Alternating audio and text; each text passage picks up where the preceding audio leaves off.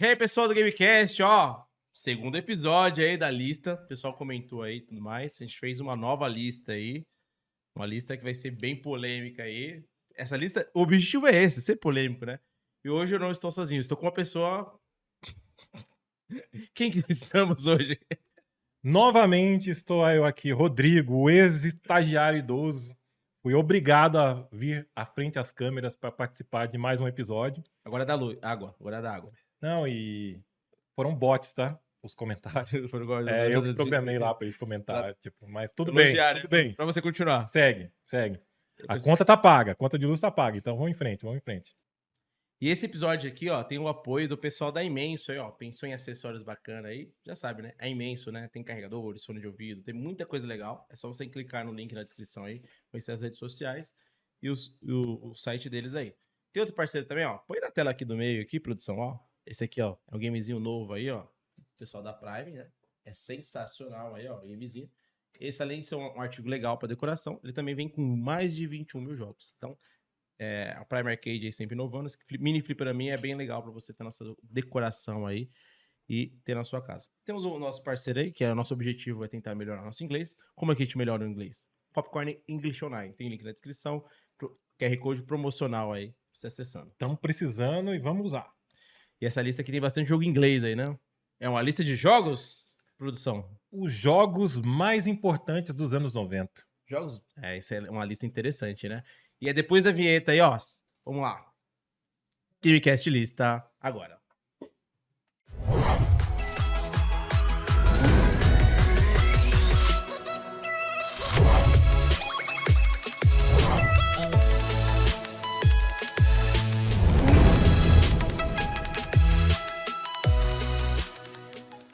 E o tema da lista de hoje é os jogos mais importantes dos anos 90. Então essa lista aqui vai ter um pouco de comentários, talvez maldosos, falar que a gente não sabe de nada. Esse é o objetivo, eu quero que você comente pro YouTube entregar para mais pessoas. Eu quero que você se inscreva no canal, eu quero que você ative o sininho. Não, mas espera aí, né? Tem muito jogo aqui que pode trazer uma nostalgia, um calorzinho no coração. O cara lembrar, nessa época eu tava jogando esse negócio aí, cara. Eu era garotinho, saía da escola correndo pra poder jogar e tal. Então... E o 10º tem tudo isso que o Rodrigo falou, né? O 10º é um jogo que você provavelmente deve ter jogado numa Lan House da vida, né? Qual foi o 10º jogo?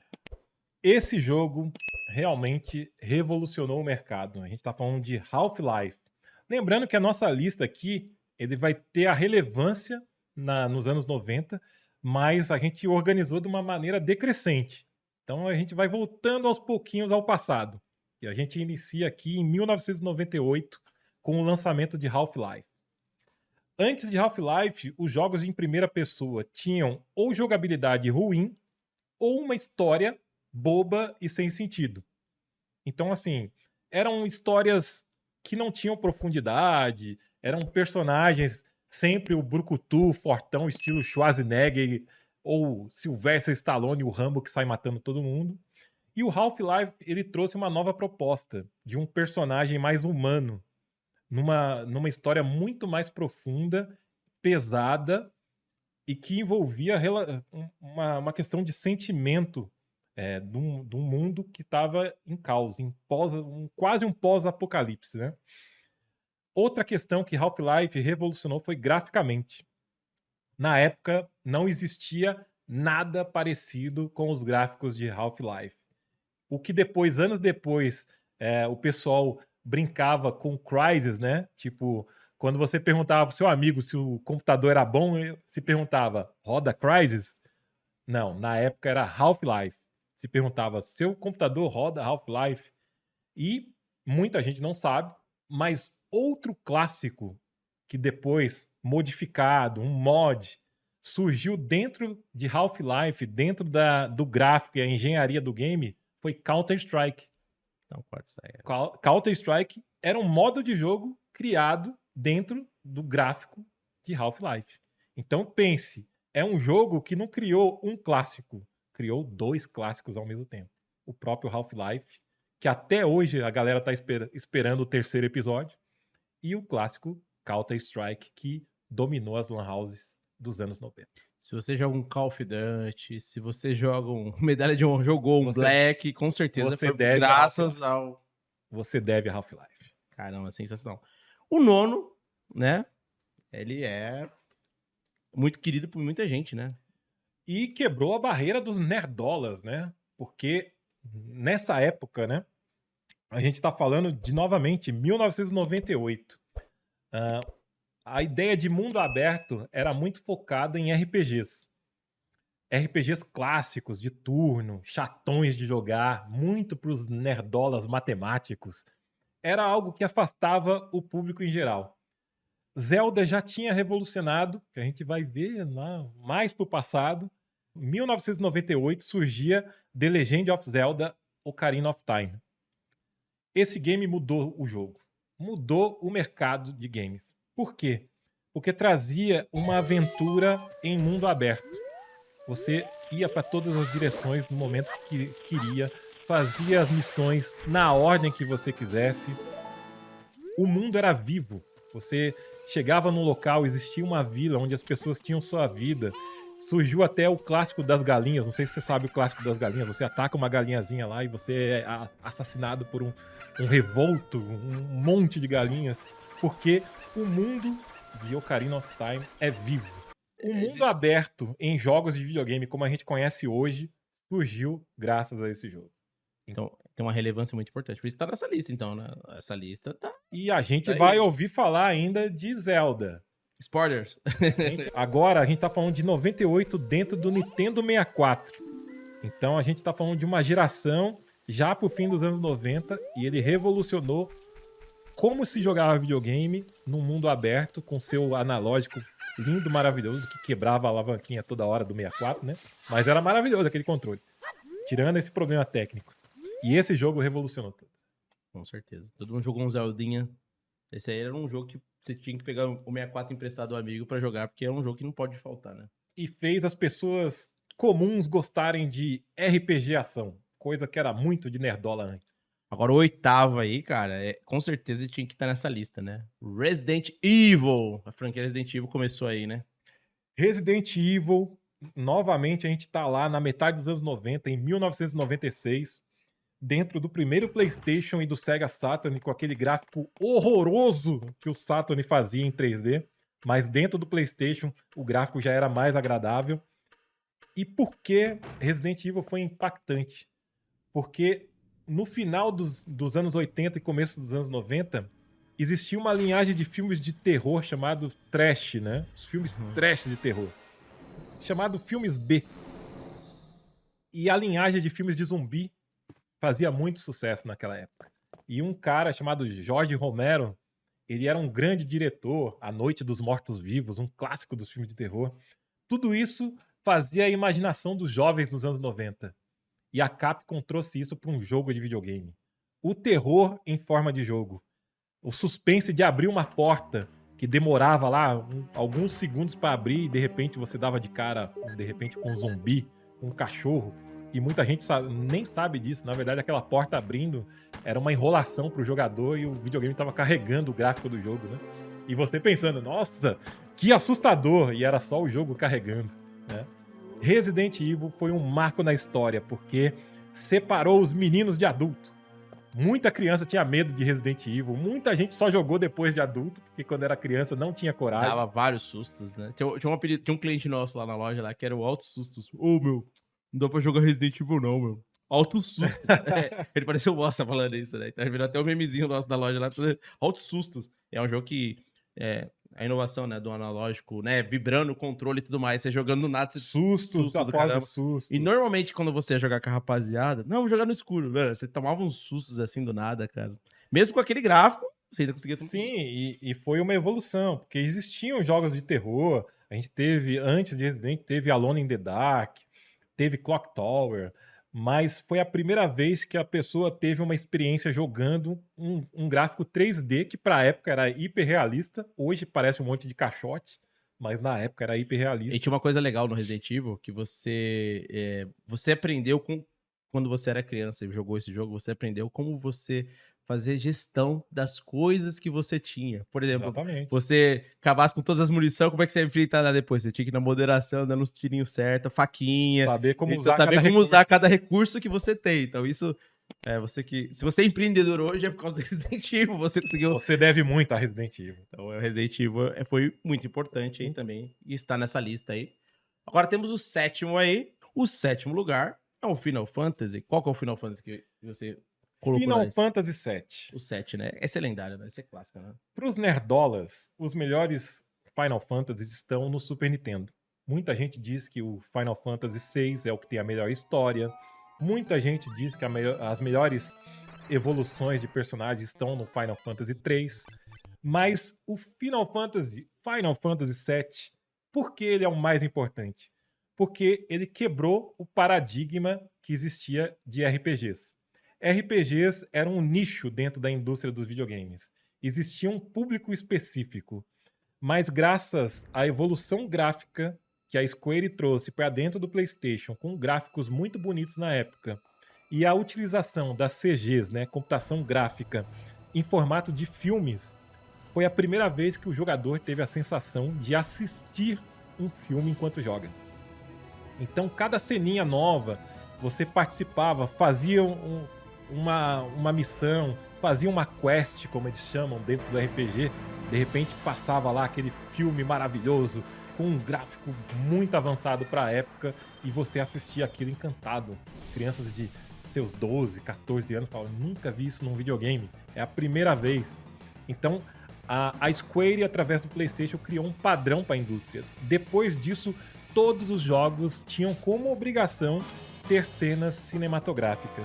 E isso a indústria carrega até hoje. A gente vê isso em GTA, a gente continua vendo isso em Final Fantasy, e em todos os jogos que querem contar uma boa história, tem lá suas cenas, muitas vezes hoje graficamente carregados, mas ainda usa CGI, né? Computação gráfica.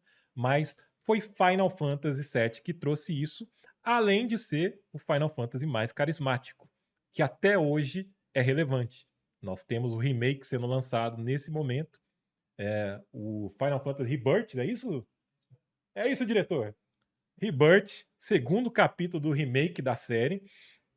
Nós já tivemos filmes, já tivemos animes, tudo baseado neste episódio. Então, Final Fantasy está em sétimo lugar, porque com certeza é o RPG mais importante da história. O legal é que na época lá, foi acho que dos primeiros jogos que foi com 3 CDs, cara. Acho que são poucos jogos, né? Acho que o Arquivo X era 4 CD. Era poucos jogos que tinham mais que um CD, né? Então, Era exatamente por causa dos filminhos, que porque era ocupavam muito espaço. Na época, acho que tinha o Drive 2, né? Que era 2 discos também, que tinha bastante CGzinho também. Então, assim, era poucos jogos que tinham a qualidade que a gente falava, nossa, parece um filme. Nossa, o dia que o jogo chegar nesse gráfico, acho que acabou. Acabou, que é o máximo que a pessoa consegue. Na verdade, era um CG, mas muito bem feito, né? Computarizado. Então era bem legal, cara. Os gráficos. E a curiosidade, já foi dita no episódio anterior, mas a curiosidade é que o Final Fantasy VII foi pensado para o Nintendo 64. Mas quando a Nintendo decidiu usar cartuchos como opção para os jogos, a Square, que é a criadora do jogo, desistiu do projeto porque não poderia usar exatamente as CGIs, os filmes em computação gráfica que ela tinha criado. Graças a isso, ela migrou e fez um contrato com a Sony e o jogo virou. Ó, e você que tá nessa lista até esse momento aí, falou assim, cara, os caras estão falando de um monte de jogo, tá faltando o Mario, cadê o Mario? E o sexto colocado é o Mario 64, Super Mario 64, né, cara? Super Mario 64 foi um chute na bunda do gráfico 2D na época. Porque já existiam jogos de plataforma 3D. O próprio PlayStation já tinham vários títulos 3D em plataforma. Mas a Nintendo trouxe um universo para dentro de um jogo de plataforma.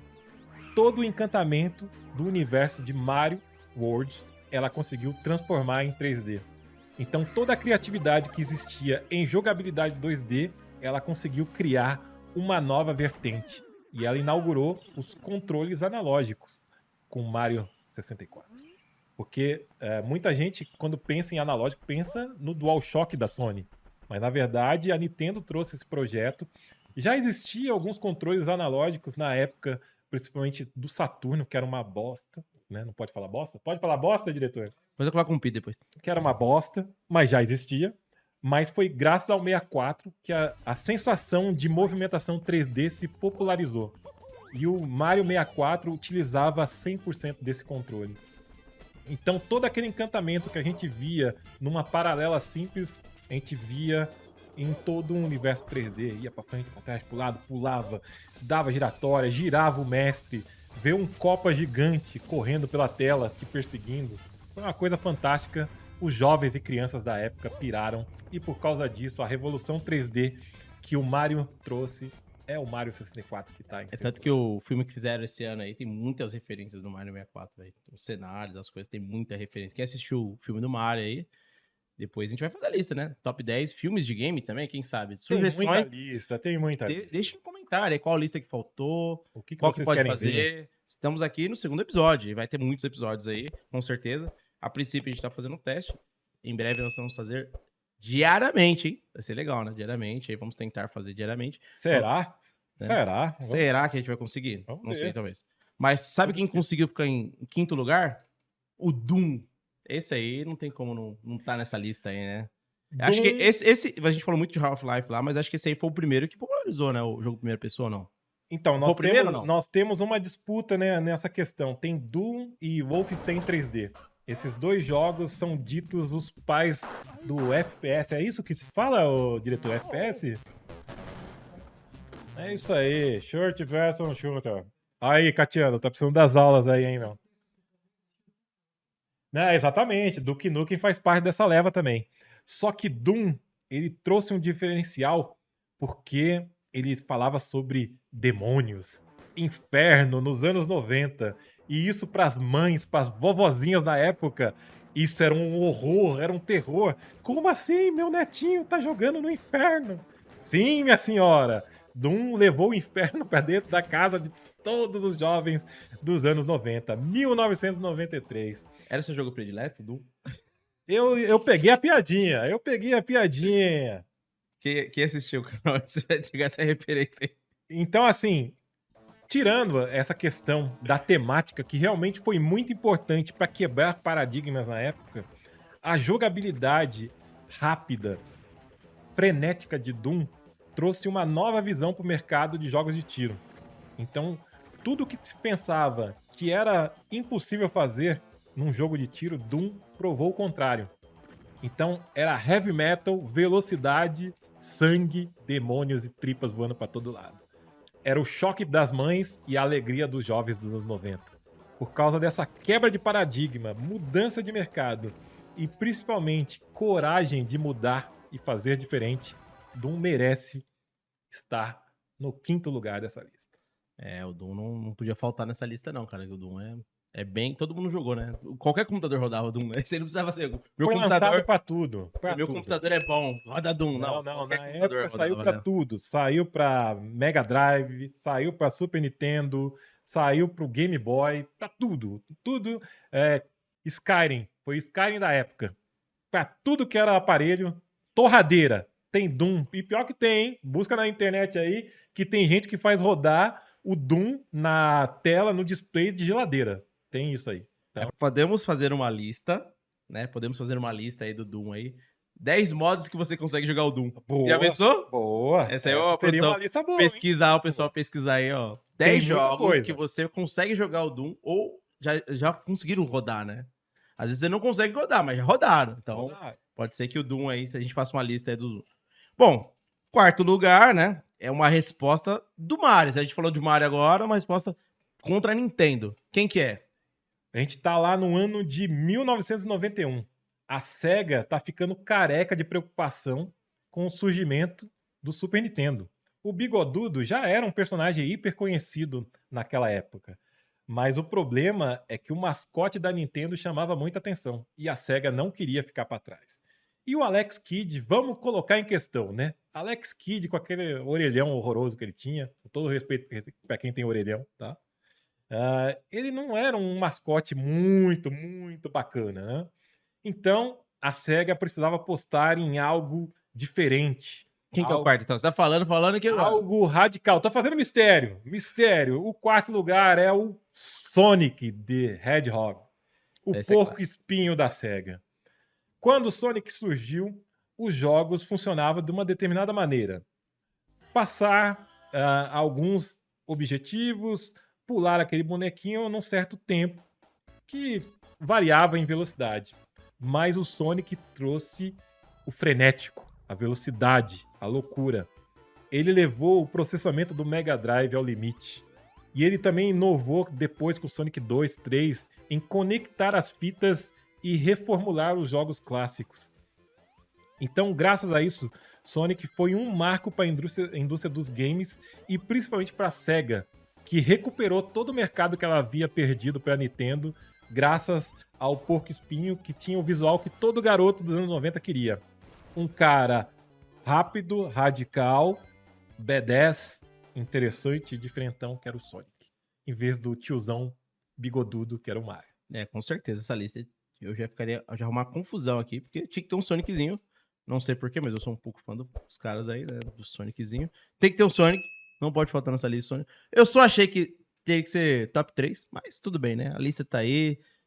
Vou questionar a lista aqui, ao vivo, porque eu acho que o Sonic é sensacional. Tinha um amigo meu que tinha o Mega e eu tinha o Super, né? E de vez em quando a gente trocava os videogames pra ele poder jogar o Mario e eu conseguir jogar o Sonic. Então não sei se no seu caso, na sua região, alguém fez isso, né? Ou às vezes você ia na Lan House ou uma locadora na época, não sei.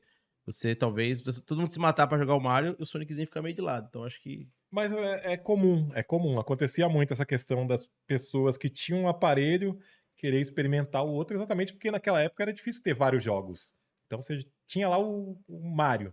E aí eu ouvia falar do Sonic, super veloz, corre demais, não sei o quê. Queria experimentar. Então era normal ter esse tipo de empréstimo, de trocas na época. Não sei se você lembra, tinha um cara chamado Natal lá. Não sei se tá vivo ainda. Natalino, tá vivo, encontrei ele há pouco tempo, Natal.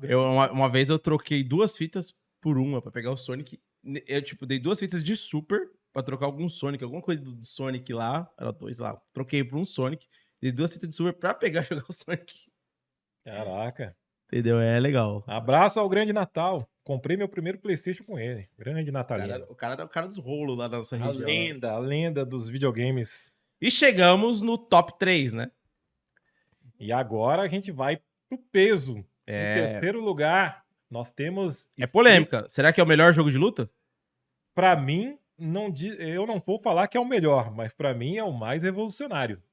Estamos falando de Street Fighter 2, anos 91, né? 91. A gente tá falando de 1991. A primeira versão de Street Fighter 2 para videogames caseiros. Tanto para Super Nintendo quanto para Mega Drive. Foi a experiência da década você ver aquele jogo que dominava os arcades, os fliperamas da época, rodando numa velocidade agradável, fluente, num videogame caseiro. Muita gente vai falar que rodava muito melhor no Super Nintendo, mas os fãs do Mega Drive vão falar que não, ele rodava liso no Mega. Mas trocar porrada com os personagens clássicos de Street Fighter no conforto da sua casa, com seus amiguinhos de escola, tranquilo, sem pensar que vai ter que gastar todo o dinheiro do pão nas fichas, não tem preço. Então, Street Fighter, uma conversão maravilhosa para os videogames caseiros na época, foi revolucionário e com certeza merece estar entre os títulos mais importantes dos anos 90. O legal do Street Fighter é quando tinha muita gente na sua casa, que era o jogo mais rápido, né? Na época eu jogava, acho que o International Superstar Soccer, talvez um FIFA, um joguinho de futebol e tal. Quando tinha muita gente, era estratégia. Vamos jogar um Street que é mais rápido.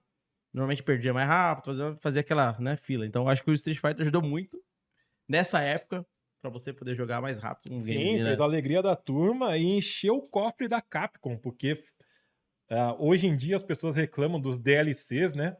Mas talvez nenhum jogo teve mais versões do que Street Fighter 2. Porque foram anos, foi quase meia década de versões de Street Fighter 2. Street Fighter 2, New Warriors, Street Fighter 2 Turbo, Super Street Fighter Turbo e por aí vai. Você que tá aqui assistindo esse vídeo, comente aí qual personagem que você gostava de jogar no Street Fighter. Deixa nos comentários aí qual que você jogava. Você jogava com os personagens comuns, aqueles especiais que apareciam lá? Então deixe seu comentário, fale qual os personagens que você jogava no Street Fighter. Bom, estamos aqui. Eu acho que quem fez essa lista aqui claramente é fã do Zeldinha. Que Zelda que nós estamos falando? Bem, Já falamos de Zelda antes, mas agora a gente vai repetir, só que agora falando da versão de Super Nintendo. A gente vai falar de The Legend of Zelda: A Link to the Past. Um clássico. Clássico, clássico. Por quê? Ele modernizou como se jogava RPG na época. E essa questão do RPG, ela é tão polêmica entre a indústria dos games que muita gente diz que essa versão de Zelda não é um RPG. Porque a ideia de ação constante e mundo aberto que esse jogo... Mundo aberto entre aspas, né? Porque vários locais eram inacessíveis no começo. Mas vamos chamar de mundo aberto. Muitos não colocam ele na categoria de RPG para a época, de tão revolucionário que ele foi. Ele tirou todas as limitações que os RPGs traziam até o final dos anos 80 e abriu um novo leque falando, ó, RPG não é só turno, não é só quest, não é só labirinto. Não. RPG pode ser um jogo de ação, divertido, que todas as pessoas conseguem jogar e evoluir e chegar até o seu final. Então, toda essa abertura, graficamente era lindo, o personagem era carismático, a história era diferenciada, todos esses temas foram revolucionários para a época, abriu um leque que hoje se expandiu nesse universo que nós temos dos RPGs, e tudo isso graças, novamente, ao nosso querido Link, que não se chama Zelda. O Link, né? Tem muita gente. Tem até uns memes, né? Eu não sou o Zelda, sou o Link. Bem legal. Não, assim, então, é um jogo que, de repente, faltou eu dar uma chance, cara. Faltou dar uma chance. O Zelda... tem que ter tempo pra jogar ou não? Ou não necessariamente? Dá pra jogar de boa, vai indo. Dá pra jogar de boa, aos poucos. Não precisa ficar lá o dia inteiro, não. Tá de boa. E que quando você vai falar de RPG, né? Você já dá um medo. Falar, não, se eu começar esse jogo... Por isso ele foi revolucionário. Exatamente que ele trouxe essa sensação de estar jogando um jogo de aventura, um jogo de ação. Não teve aquela coisa cabeçuda, nerd, inteligente demais. Eu estou jogando um RPG. Vou pegar aqui o meu monóculo e a minha enciclopédia e vou começar a jogar um RPG. Não, não é isso. Porque, na época que eu trabalhava de games, muita gente falava, por exemplo, Final Fantasy. Putz, mano, o gráfico é da hora, a história é excelente, mas, pô, 3 discos eu não vou terminar nunca. Então, tipo assim, tem esse, né? O RPG vai demorar, vai ser meio complicado. É a forma que você explicou aí. Quem sabe nesses dias de férias pode ser que eu dei uma chance aí, jogando um Prime Arcade. Até hoje é um jogo maravilhoso. Até hoje, eu garanto. E história ele manja, hein, cara? Ele viveu desde o começo dos videogames aí. Por isso que a gente tá aqui com a gente. Desde o começo da humanidade, eu tô ele conhece toda a história de tudo, né? Então... Sabe aquela música lá do Raul Seixas? Eu nasci há 10 mil anos atrás? Era de mim que ele tava. Era eu. Vai por mim. Vamos lá. Agora, o primeiro colocado. Acho que vai surpreender muita gente, hein? Muita gente não vai saber qual que é o primeiro colocado. Não. Acho que esse aí, pros anos 90, com certeza, você deve estar falando, faltou esse aí, e é esse que tá faltando. E é importante as pessoas entenderem. São os 10 melhores jogos dos anos 90. Então, pra época, a importância pra época. E quem é? É o grande Super Mario World. Esse aí não tem como, né, cara? Você tem que estar nessa lista aí. Quem Se não fosse o primeiro, de repente, quem faz a lista não coloca de primeiro, ele que tinha que, pelo menos, estar nessa lista. Eu acho que faltou uns, daqui a pouco eu vou falar. Tudo bem. Tá bom? Eu vou no comentário aqui, vou falar, ou vou falar ao vivo. Pode discordar à vontade. Aqui não é time de futebol, nem política. Estamos aqui só para conversar sobre. Mario World, papai, melhorou muito a questão de opções, né? Fases, roupas. Eu acho tudo. Que tudo, né? Tudo. Super Mario World revolucionou a indústria na época. E por quê? Foi só o gráfico? Não, não foi só o gráfico. Simplesmente a Nintendo estava estreando seu videogame e já estava levando ele graficamente a outro patamar. Coisas que poucas empresas fizeram com seus videogames de lançamento. Então, Super Mario, além de ter um visual lindo, ser um jogo extremamente carismático, ele trouxe toda uma sensação de descoberta jogando videogame. Você chegava pro seu amiguinho e falava, passei tal tela no Mario. E o cara te falava, você nem sabe que se fazer tal coisa, abre tal tela em tal lugar. E o outro amiguinho chegava pra você e falava, vocês não sabem de nada. Se vocês fizerem um truquezinho aqui com estrela, você vai lá e faz o final do jogo na hora. Então foi a primeira vez que um jogo trouxe uma sensação de camadas. Tipo, não é só isso que você tá vendo. Se você explorar, tem muito mais a se descobrir. Tem todo o universo. Tanto é que tem gente que até hoje não fez todo o jogo. Descobriu todas as estrelas, fez 100% do Super Mario World. Porque é um desafio. E a graça estava exatamente nisso. Você quer só curtir o seu jogo casual, fazer as telinhas possíveis lá? Tu faz, chega no finalzinho, bonitinho, bacana. Agora você é um gamer radical, você quer fazer tudo, descobrir todos os segredos, todos os mistérios? Então tem lá um segredinho bonitinho escondido pra você. Um jogo cheio de camadas, um jogo desafiador, um jogo criativo, bonito e que a Nintendo trouxe em 1991. O Mario, quando eu joguei uma das primeiras vezes, né? Fui jogando, fui indo. Aí chega aquelas fases lá, cara, não consegue passar, não consegue passar. Putz, o que que eu faço aqui, cara? Putz. Aí você volta lá pro outro lado. Se você faz um negocinho, já fica muito mais fácil, né? Você passar as fases. Então são coisas que você vai precisar fazer pra ficar mais fácil a jogabilidade, né? E pouca gente sabe que hoje essa moda de speedrun, né? De terminar os jogos numa velocidade alta, o mais rápido possível. Um dos grandes responsáveis por essa moda é Super Mario World. Que quando surgiu o YouTube, começou a se postar os gameplays, começou a surgir os desafios de quem terminava primeiro o Super Mario World em menos tempo. E graças a esses desafios, hoje, a gente tem profissionais de speedrun. Então você vê a relevância de um jogo como esse, que há mais de 30 anos atrás, até hoje, influencia e a Nintendo continua explorando a temática que criou nesse jogo até hoje nos novos Marios.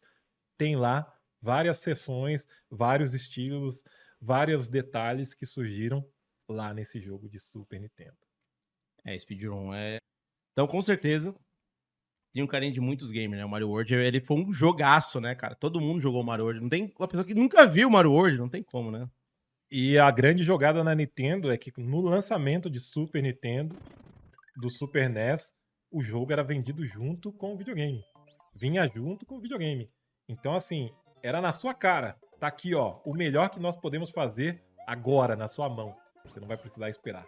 Clássico, ficou na mente das pessoas.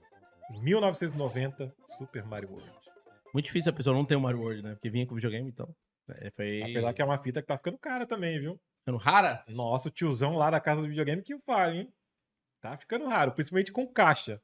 Porque como vinha junto com o videogame, então a galera que tem Super Mario World com caixa, que o dali vale um Uno, hein? Mario Uninho? Caraca, aí sim. Bom, essa é uma das nossas listas aqui. É o nosso segundo episódio. Com certeza vai ter mais listas. E vou falar pra você, na minha opinião, que não fez essa lista, né? Na minha opinião, acho que falta um Dinocrisezinho nessa lista, hein? Um Crashzinho dessa lista, hein? E acho de importância o Crash 96 ali, quando saiu o Play 1 ali. Acho que caberia bem nessa Será? lista. Será ou não? Eu tenho minhas dúvidas da relevância. Crash Bandicoot é da hora, é bacana, mas ele simplesmente aprimorou coisas que já estavam lá, coisas que já existiam. Então, assim, vendeu muito, se transformou em quase um mascote da era PlayStation, sim, mas revolucionário que mudou tudo, não vejo assim. Ah, nessa linha também, eu acho que faltou um Dinocrisozinho também, que graficamente falando eu acho que era legal também. Ou não? Ou você acha que Não, no máximo eu colocaria um Metal Gear aí, mas Metal como Gear. Metal Gear era complexo para sua época, nem todo mundo jogou. Então, faça sua lista. Diz aí nos comentários. É importante. Então, é importante você comentar, comente aí, deixa certinho aí, ó. Próximo episódio aí, a próxima semana a gente vai fazer uma nova lista, então fica atento no canal aí, ó. Se inscreva no canal, ative o sininho, dê sugestões, comente aí, é importante. Critique. Critique, é importante isso aí. Dê a sua opinião, faça a sua lista.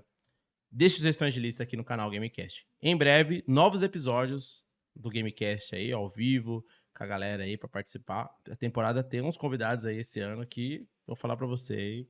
A gente vai começar a soltar, né, papai? E lembrando que eu sou um estagiário. De repente o Meg pode vir num episódio especial com um convidado fazendo sua lista. Tem muita possibilidade pra rolar. Ou, de repente, o próprio Rodrigo faz essa lista sozinho, pode ser também. E tudo pode acontecer, né? Essa semana a gente pagou água. Qual será a próxima semana? IPTU? Não sei. Vamos tentando ajudar aí. Paguem o resgate pra eu voltar pra casa, tá? Então, esse foi mais um episódio do Lista Gamecast. Se inscreva no canal, ative o sininho. Eu sou o Meg. Eu sou o Rodrigo. Seja bem-vindo ao canal. Tamo junto, valeu. Valeu, Gamecast.